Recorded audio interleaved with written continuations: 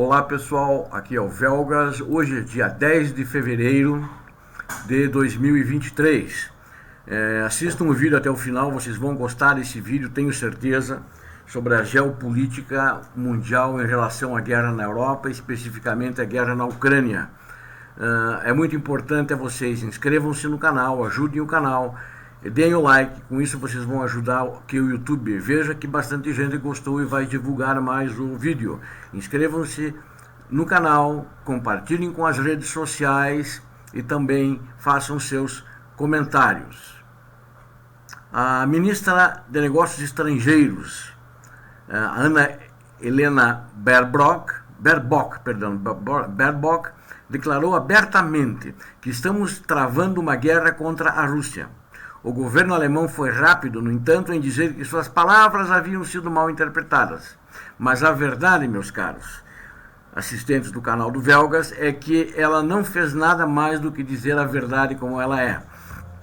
Quase um ano após o conflito, a narrativa da intervenção ocidental na Ucrânia, de que a OTAN não está em guerra com a Rússia e que o equipamento que estamos fornecendo é puramente defensivo, está sendo revelado pelo que sempre foi, uma ficção. No mês passado, na base aérea de Ramstein, na Alemanha, outro núcleo de verdade escorregou pelas rachaduras em um briefing do secretário de Defesa dos Estados Unidos da América, o general Lloyd Austin, e do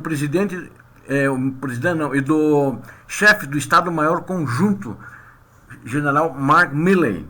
Austin e Miller declararam em termos inequívocos de que os Estados Unidos da América estavam comprometidos em ir na ofensiva para libertar a Ucrânia ocupada pela Rússia, que de acordo com os Estados Unidos da América inclui todo o Donbás e a Crimeia.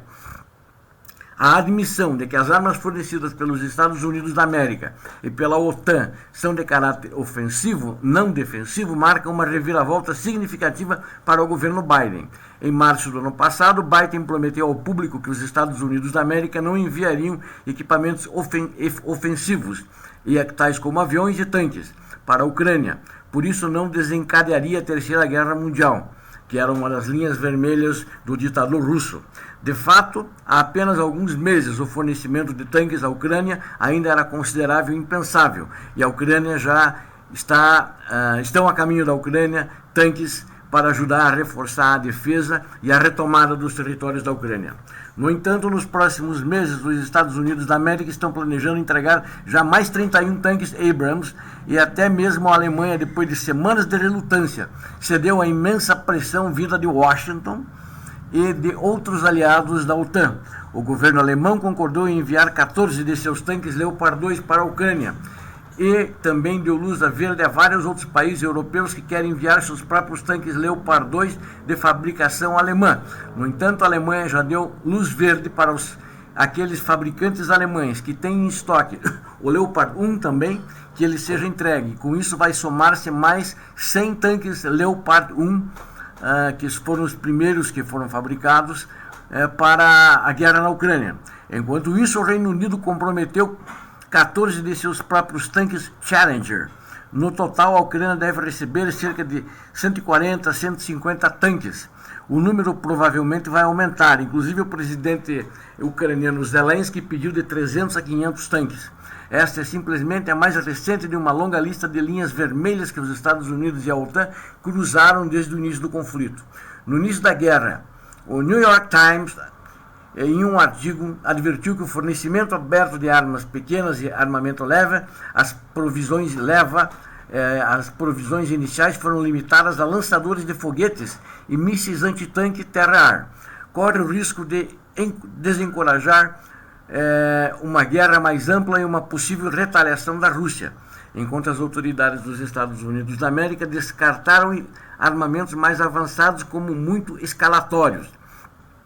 Apenas 2 meses depois, o governo Biden voltou atrás e anunciou que enviaria helicópteros Mi-17, como de fato fez.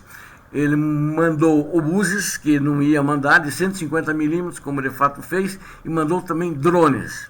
Nesse ponto, uma nova linha vermelha foi traçada. Apesar dos pedidos da Ucrânia, os Estados Unidos da América disseram que não forneceriam à Ucrânia sistemas de foguetes de longo alcance, capazes de atingir o território russo.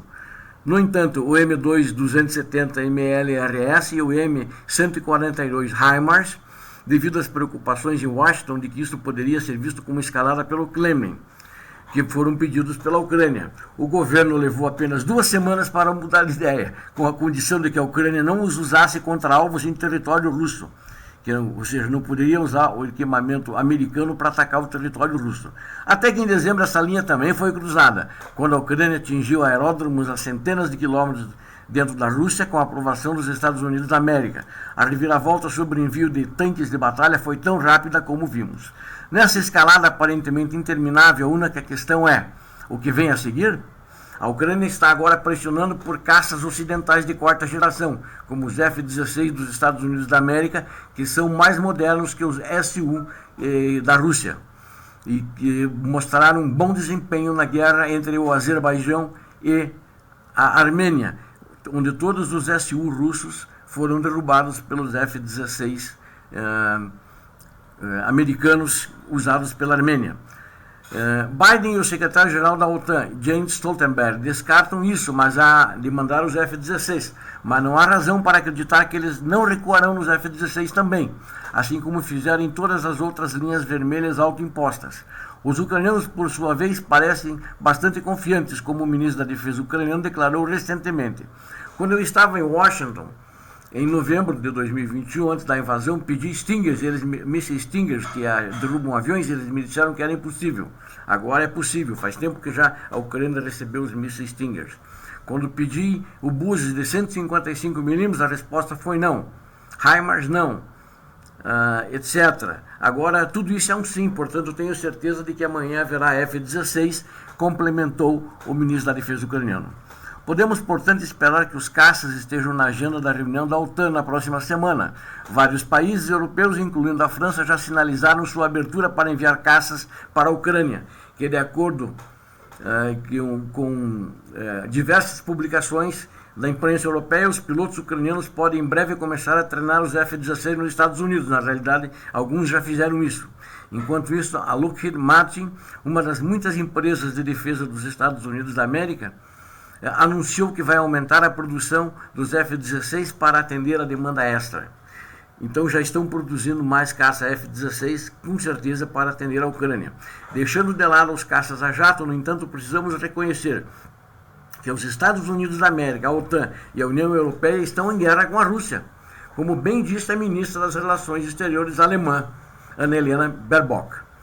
O fato de não ter havido nenhuma declaração formal de guerra está fora de questão.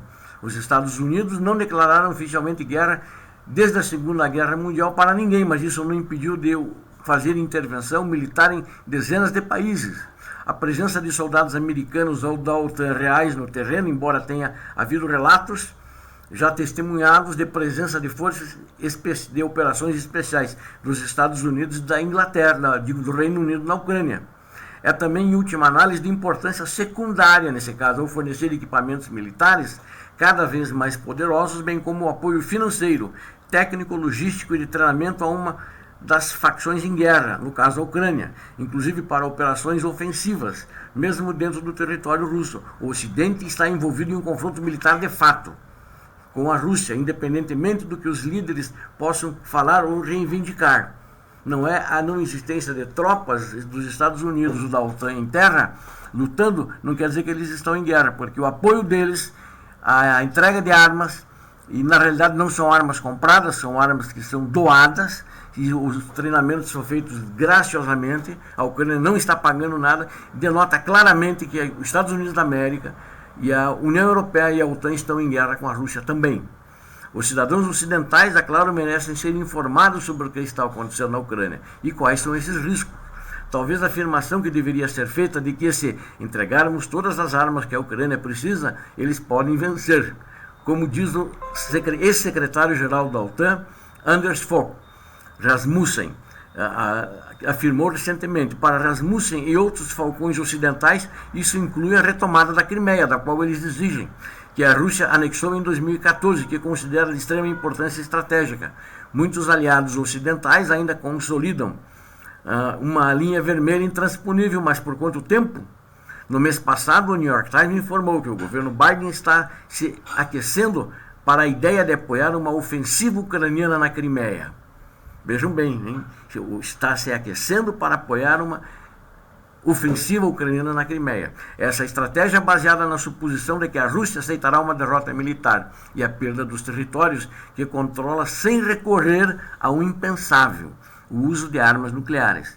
Mas esta é uma suposição maciça sobre a qual apostar as fichas nessa opção pode não dar certo, como ponderam estrategistas ocidentais. A verdade é que, do ponto de vista da Rússia, ela está lutando contra o que percebe ser uma ameaça existencial na Ucrânia, e não há razão para acreditar que, de costas para a parede, não tomará medidas extremas para garantir sua sobrevivência. Como o ex-presidente e ex-primeiro-ministro fantoche de Putin, Dmitry Medvedev, que atualmente é o vice-presidente do Conselho de Segurança da Rússia, afirmou: a perda de uma potência nuclear em uma guerra convencional pode provocar a eclosão de uma guerra de conflitos nuclear.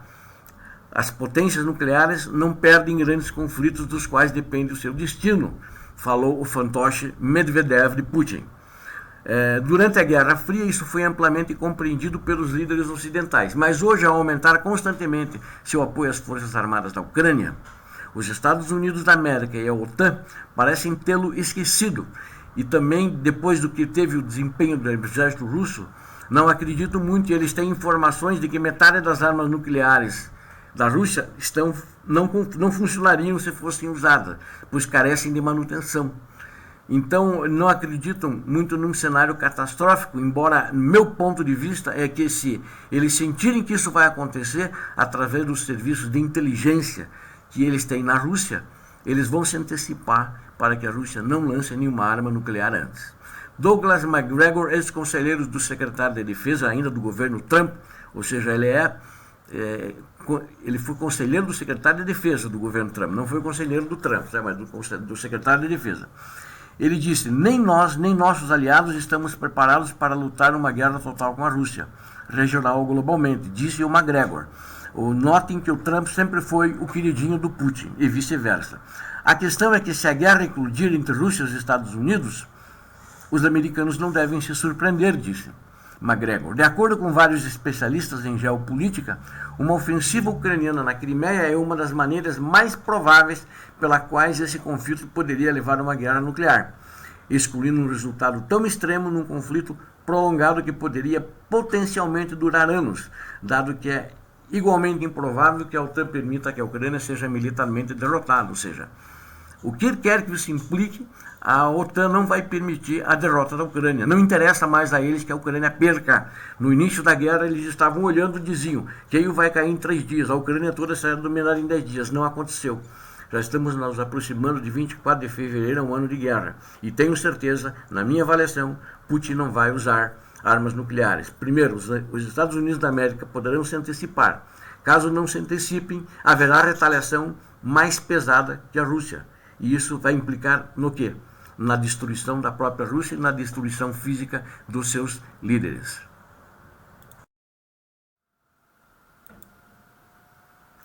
Uma guerra prolongada entre a Rússia e a Ucrânia só aumenta a probabilidade de um conflito direto entre a Rússia, a OTAN e os Estados Unidos da América. Embora que a guerra com a OTAN, como quem é o comandante militar da OTAN, os Estados Unidos da América, são generais americanos, falar apenas OTAN está implícito. Um conflito prolongado, dizendo que isso levaria a um risco elevado, prolongado, de uso nuclear russo e uma guerra OTAN-Rússia nesse sentido, que colocaria seriamente em risco os interesses dos Estados Unidos, sem dúvida. Mas não acredito numa guerra nuclear prolongada. Uma guerra nuclear prolongada é para definir a fatura, vamos chamar assim, a fatura em horas ou em poucos dias. Então, não acredito nisso. Evitar essas duas formas de escalada, no entanto, é, portanto, a prioridade primordial dos Estados Unidos. Não deve procurar deixar chegar a esse ponto. Também maior do que enfraquecer na Rússia o interesse ou facilitar significativamente mais o controle territorial ucraniano. Isso significa que os interesses dos Estados Unidos da América seriam melhor servidos concentrando-se em alcançar um acordo político que pudesse proporcionar uma paz duradoura, por exemplo, condicionando a futura ajuda militar a um compromisso ucraniano com as negociações. E é lógico, tem que também pressionar nessa negociação para que a Rússia devolva os territórios, eu não digo nem ocupados, mas roubados, grilados de maneira imoral e ilegítima da Ucrânia. Em última análise, cenários catastróficos à parte, esta é uma maneira mais provável pela qual a guerra terminará hoje, né?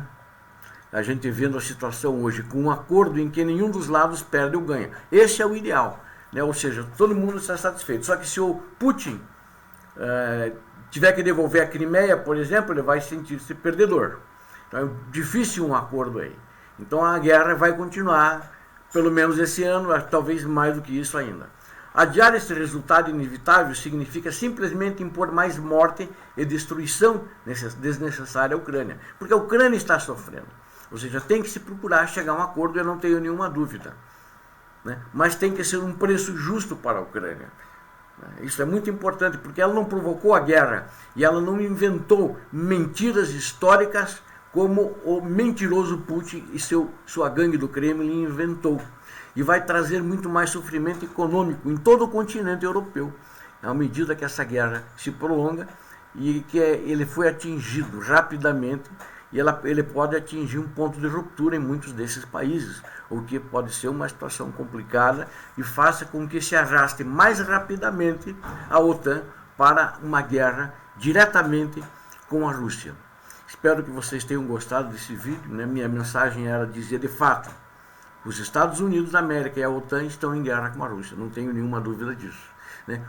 Deem seu like, caprichem no gostei, inscrevam-se no canal, compartilhem com suas redes sociais e façam seus comentários.